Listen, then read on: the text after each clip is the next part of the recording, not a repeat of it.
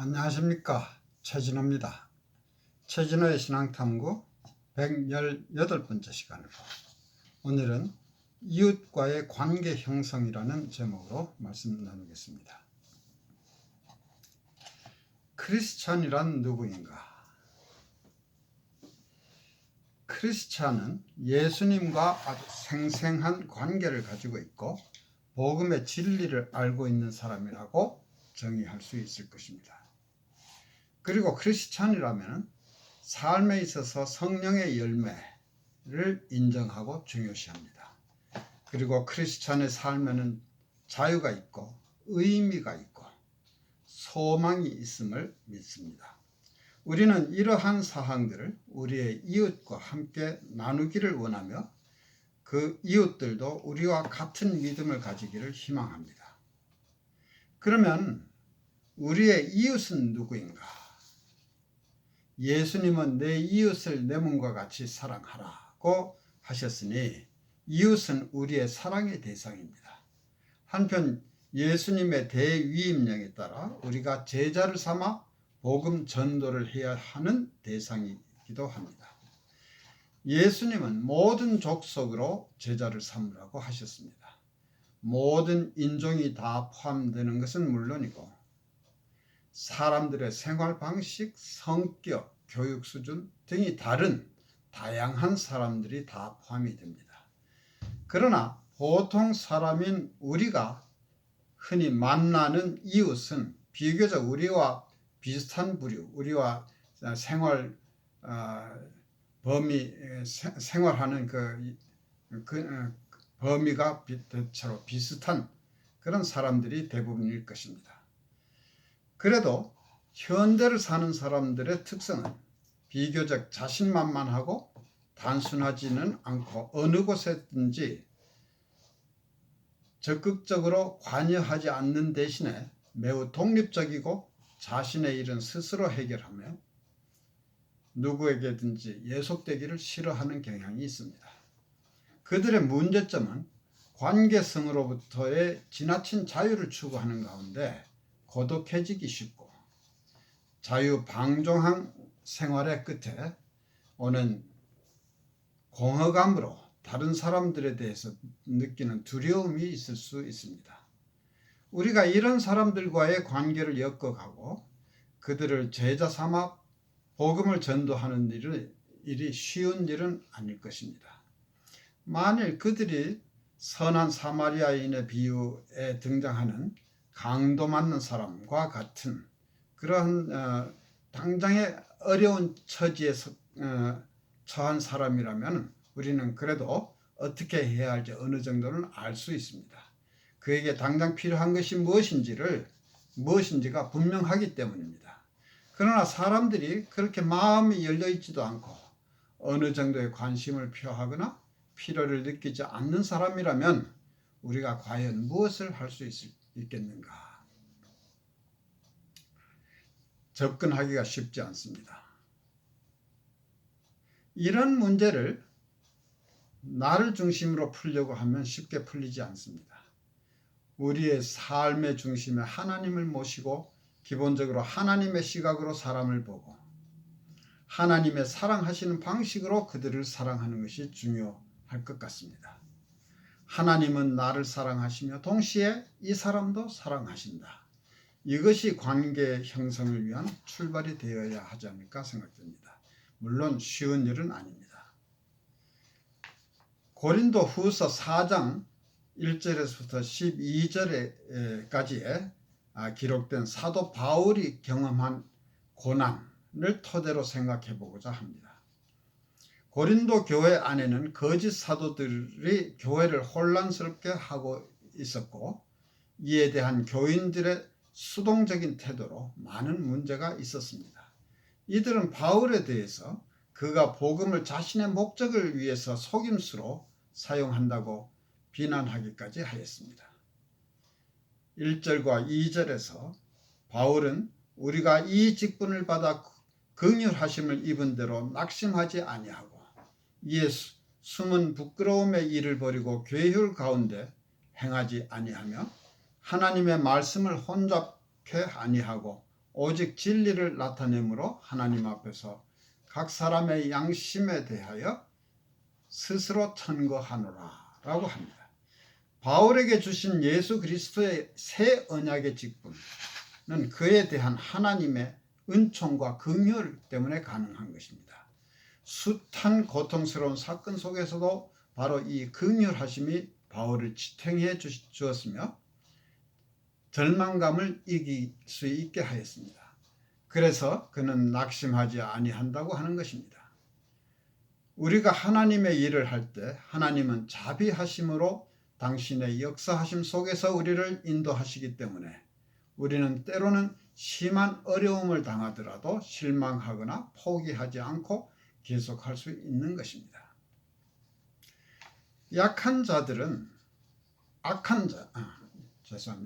악한 자들은 괴휴를 사용하지만 바울 자신은 괴휴를 사용하지 않으며 하나님의 말씀을 혼잡하게 하지 않고 오직 진리를 나타낸다고 자신 있게 말하고 있습니다. 그리고 다른 사람들과 하나님 앞에 자신을 스스로 천거한다고 합니다. 이어서 3절과 4절에서는 만일 우리 복음이 가리웠으면 망한 자들에게 가리운 것이라. 그 중에 이 세상 신이 믿지 아니하는 자들의 마음을 혼미케 하여 그리스도의 영광의 복음의 광채가 비치지 못하게 함이니 그리스도는 하나님의 형상이니라 라고 합니다. 많은 사람들이 복음을 받아들이지 않습니다. 이들에게는 복음이 가려져 있습니다. 그러나 그것은 바울이 가린 것이 아니고 그들이 잘못된 것을 찾고 진정한 복음에 관심을 보이지 않기 때문에 가려진 것입니다.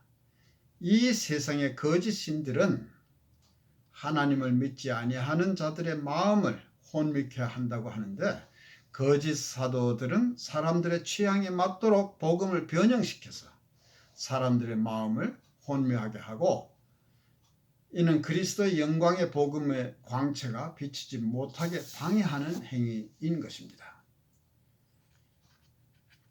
바울과 그의 동료 사도들은 이러한 행위를 하는 자들을 비판하는 것입니다.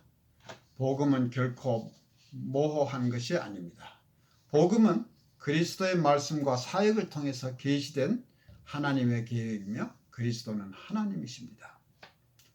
5절에서는 우리가 우리를 전파하는 것이 아니라 오직 그리스도 예수의 주 되신 것과 또 예수를 위하여 우리가 너희의 종된 것을 전파함이라고 합니다. 우리가 전하는 것은 우리 자신에 관한 것이 아니고 우리 주 예수 그리스도를 선포하는 것입니다. 우리는 단지 예수님의 말씀을 너희에게 전달하는 전달자이며 심부름꾼일 뿐이라는 것을 강조하고 있습니다.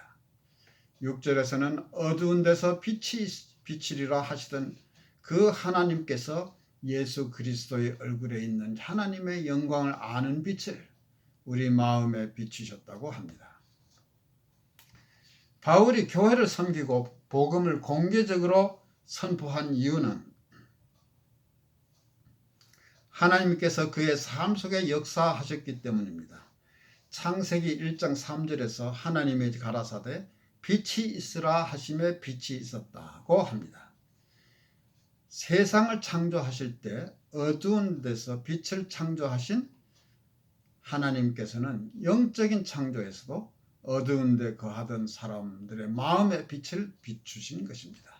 믿는 자들의 삶 속에 비춰지는 빛이란 그리스도의 얼굴에서 보여지던 영광이요 하나님의 구원을 아는 지식입니다. 7절에서 우리가 이 보배를 질그릇에 가졌으니 이는 능력의 심이 큰 것이 하나님께 있고 우리에게 있지 아니함을 알게 하려 함이라고 합니다. 구원에 관한 메시지는 영광스럽고 신적인 것입니다. 그에 비해서 메시지를 전하는 전달자는 언젠가는 죽을 수밖에 없는 사람입니다. 이것을 바울은 보잘것없는 질그릇에 담긴 보배로 비유하고 있습니다. 만일 보배가 담긴 그릇이 너무 훌륭하면 사람들은 그 안에 있는 보배보다는 그릇에 관심을 가질 수 있습니다. 따라서 바울은 능력의 심이 큰 것이 하나님께 하나님께 있고 우리에게 있지 아니함을 알게 하려 함이라고 설명하고 있습니다. 우리가 전도하는 것은 우리 자신은 비록 보잘것없는 질그릇에 불과한 존재이지만 참 보배인 하나님의 거룩한 복음을 전하는 것입니다. 사람들로 하여금 복음을 전하는 사람이 얼마나 훌륭한가 보다는 복음 자체에 관심을 가지도록 하는 것이 하나님의 뜻입니다. 8절과 9절에서는 우리가 사방으로 우겨쌈을 당하여도 쌓이지 아니하며 답답한 일을 당하여도 낙심하지 아니하며 핍박을 받아도 버림받지 아니하며 거꾸러뜨림을 당하여도 망하지 아니한다고 합니다. 바울과 그 동역자들은 비록 인간적으로는 약하지만 하나님의 능력으로 어려움을 이겨내는 것입니다. 사방으로 우겨쌈을 당하고 답답한 일을 당하기도 하고 핍박을 받으며 거꾸러뜨림을 당하지만 낙심하지 않고 망하지 않았습니다. 만일 하나님의 도우심이 없고 그들의 자신의 힘만으로 일을 했더라면 결코 성공할 수 없고 그들은 실패하고 말았을 것입니다. 10절과 10절에서부터 12절까지에서는 우리가 항상 예수 죽인 것을 몸에 짊어지면 예수의 생명도 우리 몸에 나타나게 하려 함이라. 우리 산자가 항상 예수를 위하여 죽음에 넘기움은 예수의 생명이 또한 우리 죽을 육체에 나타나게 하려 함이니라. 그런즉 사망은 우리 안에서 역사하고 생명은 너희 안에서 하느니라 라고 합니다. 예수님은 하나님이시지만 지상에서는 지극히 겸손한 삶을 보이셨습니다. 바울은 늘 자신의 사역의 핵심은 십자가에 달리신 그리스도를 알리는 일이라고 말했습니다. 바울은 그리스도의 낮아지심을 본받아 자신도 삶으로 낮아짐을 나타내 보이려고 노력하였습니다. 자신의 몸에 예수의 죽으심을 짊어진다는 말은 그가 예수를 위해서 고난을 받고 예수를 증거한다는 이유로 매맞고 돌로 침을 당하고 등 육체적 고통을 당하는 것을 의미합니다. 그가 항상 죽음에 넘기웠다고 하는 말도 그가 항상 죽음에 직면한 상태로 언제 죽을지 모르는 그러한 상태로 살았음을 의미합니다. 그의 이러한 고난은 예수의 생명이 그의 몸에 나타나게 하려 함이라고 고백합니다. 하나님은 연약한 사람들을 택하셔서 당신을 섬기도록 하십니다.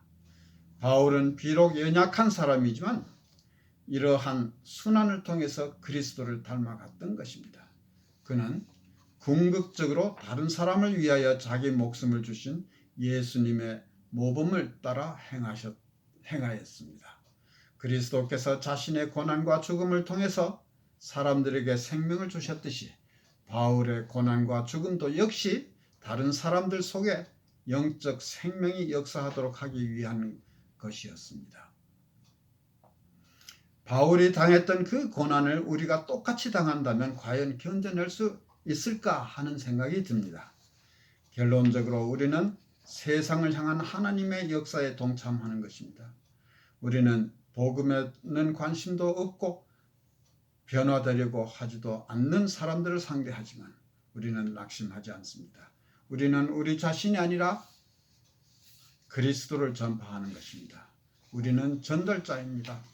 우리의 약함 안에 하나님의 능력을 담아 운반하는 것입니다. 우리는 질그릇에 불과하지만 그 안에는 하나님의 귀한 보배가 담겨져 있는 것입니다. 감사합니다.